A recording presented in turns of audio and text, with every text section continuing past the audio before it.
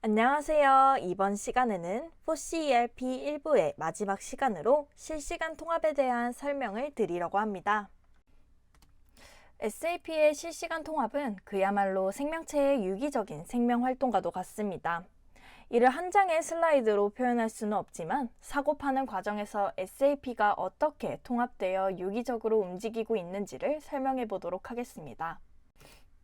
먼저 ERP를 중심으로 수많은 외부 이해 관계자 중에 구매처와 고객, 그리고 은행을 예로 들고 여기에 사서 만들어서 파는 과정과 그 과정을 통해 발생하는 재무적 정보를 기록하는 기능에 대해 설명하겠습니다. SAP는 누가 뭐라고 해도 FI와 CO를 위한 시스템입니다. FI를 중심으로 봤을 때 총 계정 원장과 그 보조부인 고정자산, 채무, 채권에 대해서도 중심적으로 설명드리겠습니다. 여기서 TR은 보조부이기도 하면서 단기적으로 가장 중요한 현금의 흐름에 대한 정보를 제공하고 있으니 어쩌면 제일 중요한 보조부이자 기능이라고 할 수 있습니다. 흑자 도산이나 흑자 부도가 없도록 하려면 TR에서 제공하는 정보를 주의 깊게 봐야 할 것입니다. 먼저 사는 거래입니다. 생산이든 판매를 하려면 설비든 매장이든 고정자산이 있어야 하고 생산을 하려면 원재료가 있어야 합니다. 이들은 각각 MM의 구매 오더를 통해서 입고가 되며 세금계산서를 수취하여 값을 확정하고 고정자산 보조부와 채무관리 보조부에 기록이 됩니다. 여기 슬라이드에서는 표시하지 못하였는데 재고자산 보조부에도 기록이 되며 이는 또한 GL에서도 업데이트가 됩니다. 이는 MM에서 사용자의 한 번 입력에 의해 모두 발생을 하며 만약 MM에서 입고하거나 세금계산서 수치를 못하였을 때 GL 계정 과목 마스터의 성격이 잘못 정의되어 있으면 FI 전표가 발생하지 않으면서 입고를 잡지 못하게 됩니다. 그래도 일을 안 할 수 없는 노릇이니 일단 메모를 해두었다가 시스템이 정상화된 후에 이를 입력을 해야 하는데 입력을 깜빡하고 잊고 있었다면 두고두고 어려움을 겪게 될 것입니다. 그래서 SAP를 하려면 회사 내에 고도로 숙련된 입력자가 필요한 것입니다. 고정자산은 정액법이든 정률법이든 세법이나 회계기준, 즉 IFRS가 정한 범위 내에서 순차적으로 비용화됩니다.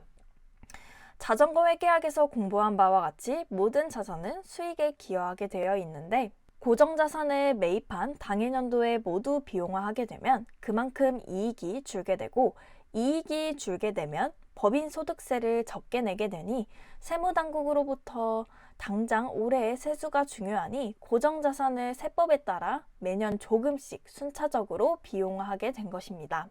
어쨌든 통합 관점에서 보면 고정자산 보조부에서 각각의 고정자산별로 감가상각한 값은 총 계정 원장에 동시에 기록이 됩니다. HR에서는 모든 사원 마스터에 기록된 급여 정보에 따라 계산된 급여가 총 계정 원장에 기록이 됩니다. 급여는 제조 원가 계산의 중요한 요소로 생산직 사원의 시간당 임률에 대한 계획값과 실적값을 결정합니다. 감가상각비가 제조 경비 중 비중이 제일 큰 비용인데 이것도 라우팅에서 예정된 계획값과 실제 생산할 때 사용된 시간에 따른 실제 제조 경비가 결정됩니다. 이것에 대해서는 FOSS ERP 3부 결산에 대해서 자세히 공부하도록 하겠습니다. 고정자산 감가상각비와 HR의 인건비로부터 라우팅에 투입되어야 할 제조 경비의 계획값과 실제 투입된 실적값이 계산이 되고 BOM에 따라 구매한 원재료를 제조 공정에 투입하기 위한 원재료비의 계획값과 실제로 투입한 원재료비의 실적값이 나오게 됩니다. 제품별 계획값의 합계는 판매가 이루어졌을 때 실시간으로 기록되는 매출 원가가 되고 월말에 계산된 실적값은 결산 과정을 통해 차익값은 판매된 제품의 매출 원가로 합산이 되고 창고에 남아있는 제품만큼은 제품 재고로 나누어지게 됩니다. 제품이 판매가 되면 판매가와 수량 정보와 고객으로부터 받아야 될 외상 매출금이 채권 보조부와 총 계정 원장에 실시간으로 기록이 됩니다. 동시에 제품이 주는 만큼의 계획값으로 대변에 기표가 되고 차변에는 매출 원가가 기표가 됩니다. 이때 외상 매출금만큼 총 계정 원장에 매출이 기표가 됩니다. 이때 매출 실적은 CO의 수익서 분석 기능의 각종 매출 정보입니다.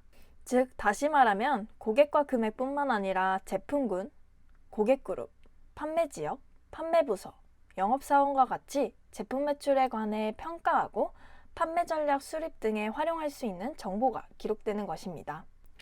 또한 제품 판매가 이루어지는 순간 고객으로부터 약속된 시간에 판매 대금이 수금이 된다면 우리 회사의 운전자금은 어떠한 과부족이 발생할 것인지가 기록이 됩니다. 다시 강조하자면 이를 위해서는 고객과의 물품 공급 계약서상의 대금 지급 조건을 고객 마스터에 정확하게 업데이트하는 것이 전제가 되어야 합니다. 이제 사고팔고했다면 대금의 지급과 수금을 ERP 내에서 해야 하는데 FI에서는 이러한 관리 기능을 사용자가 편하고 안전하게 착오 없이 할 수 있도록 하는 여러 가지 기능이 있습니다.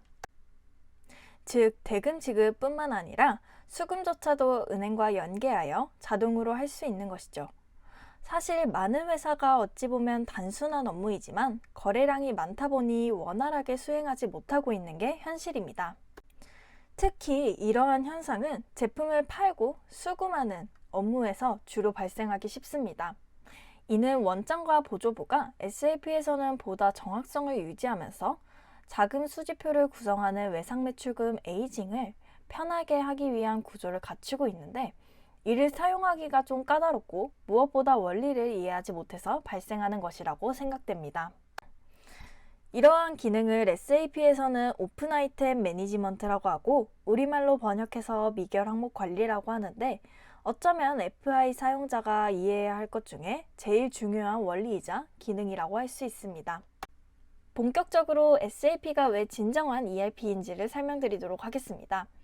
다시 말하지만 ERP의 P는 플래닝을 의미합니다.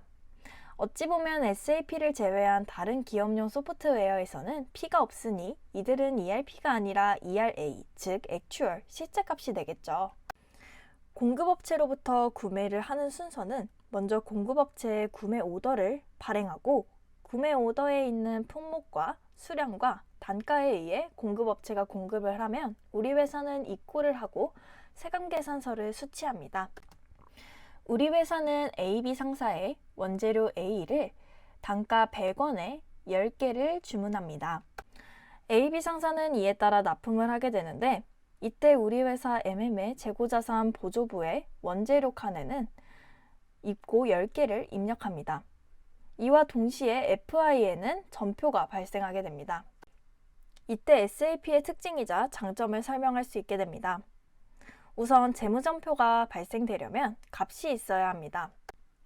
다른 ERP에는 원재료의 플랜값이 없으니 입고 시에 재무전표를 발행할 수 없고 월말에 세금계산서를 수취하고 나서야 비로소 입고된 수량으로 세금계산서 공급가를 나누고 원재료의 매입가를 정한 후에 전표를 발행합니다. 그래서 ERP가 아니라 ERA라는 것이고 SAP 이외의 다른 기업용 소프트웨어를 깎아내리려는 것이 아니라 이것이 현실입니다. 그래서 SAP에만이 GR과 IR이라는 임시 계정이 있는 것입니다. 재무전표를 작성하려면 값이 있어야 하는데 단가 100원이 그 계획값이고 이 계획값을 근거로 재무전표의 차변에는 재고자산 1000원이 그리고 대변에는 GR/IR 1000원인 FI 전표가 발생하는 것입니다. 이를 정리해서 슬라이드에 표시를 해두었습니다. 즉 물류의 관심사는 수량이고 재무의 관심사는 값이고 입고 시 FI 전표가 발행할 수 있었던 것은 계획값 단가 100원이 있었기 때문인데 이는 어디까지나 계획값이기 때문에 실제값은 세금계산서를 수취한 후에야 확정이 되고 그 전까지는 매입 채무라고 할 수 없으니 GR/IR 계정이라는 가계정을 사용하는 것입니다. GR/IR은 굿즈 리시프트와 인보이스 리시프트의 약자입니다. 이는 SAP에서만 볼 수 있는 계정이고 이름이 생소하고 접근 방법도 유일무이하다 보니 이것이 1972년에 SAP가 태어날 때부터 있었던 용어임에도 불구하고 처음 대하는 사용자들에게 설사 회계부서에 근무한 경험이 있는 분들에게조차도 이해하기 어려운 게 사실입니다. 따라서 저는 이를 보다 회계학적으로 PLCL, 즉 플랜 클리어링 계정이라고 부르고 싶습니다. 우리말로 하면 계획 가계정이라고 하는 것이죠. 그래서 앞으로 포시 ERP나 그 후속으로 소개할 교육에서는 GRIR과 PLCL을 혼용해서 써보도록 하겠습니다. 이제 PLCL을 이해하셨다면 그 다음부터는 쉽습니다. 이제 AB 상사가 월말에 세금 계산서를 보내왔는데 공급가가 1,000원이 아니라 1,050원일 수도 있습니다. 예를 들어 그 사이에 물가가 인상됐을 수도 있고 계약이 바뀌었을 수도 있습니다. 즉 원재료 A가 동일한 우리 회사 입장에서는 동일한 원재료로 구분이 되지만 공급업자 입장에서는 더 좋은 물성을 가진 제품이니 값이 비싸졌다고 할 수 있습니다. 어쨌든 공급자와 공급받는 자의 합의하에 원재료 A 10개의 값은 1,050원이 되겠습니다. 이제 FI 공급업체 보조부에는 공급가 1,050원에 부가세 10%를 합한 1,155원에 줘야 될 돈이 발생을 하고 총 계정 원장에는 대변에 외상매입금 1,155원 그리고 차변에 성급부가세 105원이 발생을 합니다. 다시 말하자면 세금 계산서를 수취하면서 MM에서 인보이스 베리피케이션이라는 거래를 입력하면 FI의 공급업체 보조부와 총 계정 원장에 동시에 기록이 됩니다. 그 다음 총 계정 원장상에 대차가 맞도록 전표가 입력되려면 필요한 계정은 GRIR 계정이고 그 차이가 베리언스가 됩니다. 즉 세금 계산서를 수취하여 실제값이 정해지면 입고 시점의 계획값에 따른 가계정 GRIR은 상쇄되어 0원이 되고 그 차이가 베리언스가 되는 것인데 이때 베리언스는 다름 아닌 재고인 것입니다.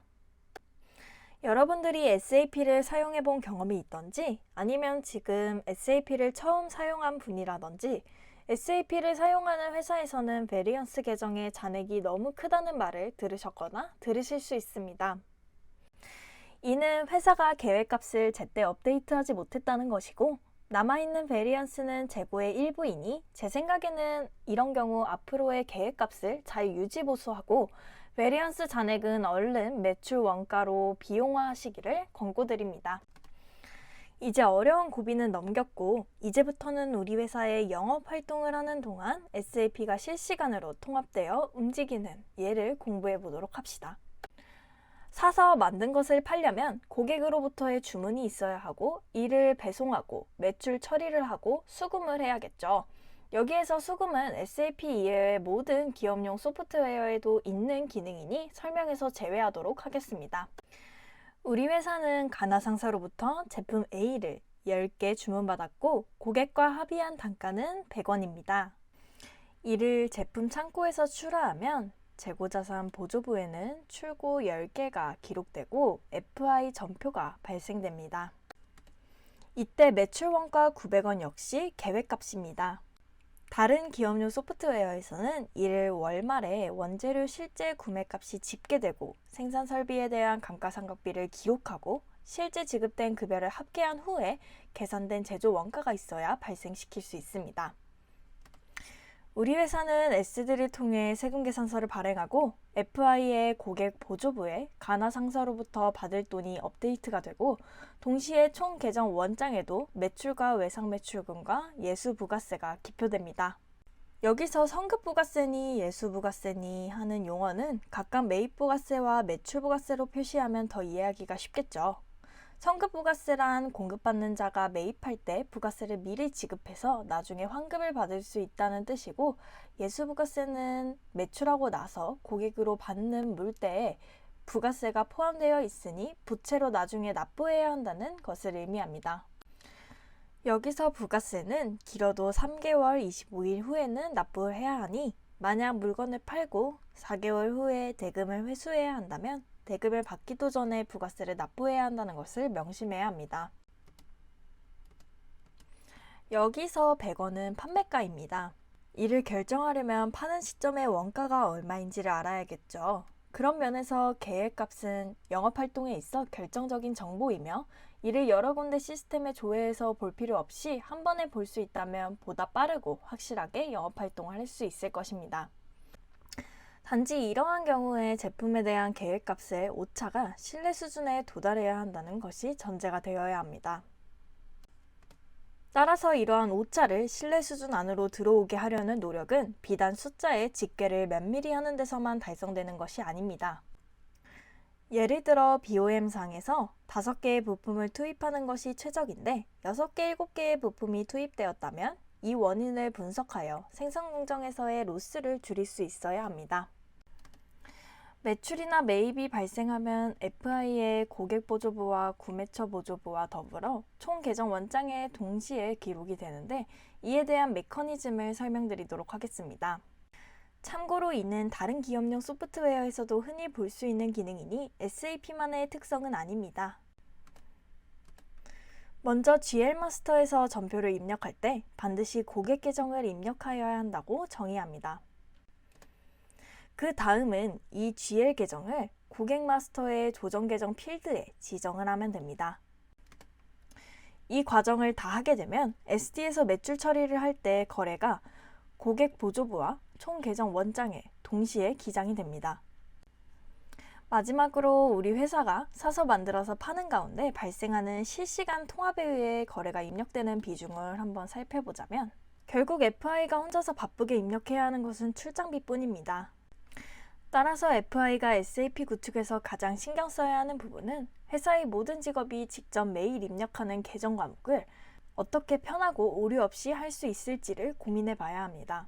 지금까지 ERP의 발전 과정과 그 구축 방법, 그리고 SAP만이 가지고 있는 진정한 ERP의 특징에 대해서 공부하시느라 수고 많으셨습니다. 이 과정은 굉장히 어렵고 광범위한 내용을 담고 있으니 보다 정확한 이해를 위해서 관심을 갖고 여러 번 반복해서 들으시길 권합니다. 다음으로 진행될 4C ERP 오버뷰 2부에서는 SAP의 조직, 마스터, 그리고 전표에 대해서 공부하도록 하겠습니다. 지금까지 4C ERP 오버뷰 1부를 들어주셔서 감사합니다.